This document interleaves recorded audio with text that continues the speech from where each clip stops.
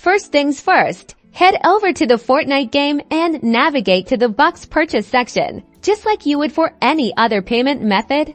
Once you're there, you'll need to select Paysafecard as your preferred payment method. It's usually listed alongside other options like credit cards or PayPal.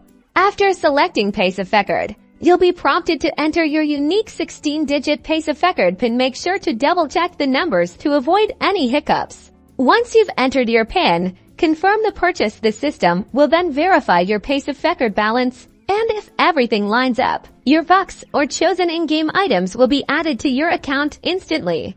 And just like that, you're ready to use your new Bucks to grab that exclusive outfit, emote, or battle pass you've been eyeing. Paying with Paysafecard is a secure and convenient way to enhance your Fortnite experience, especially if you're looking for an anonymous purchase method. So go ahead, jump into the game, and enjoy all the new possibilities with your Paysafecard Bucks.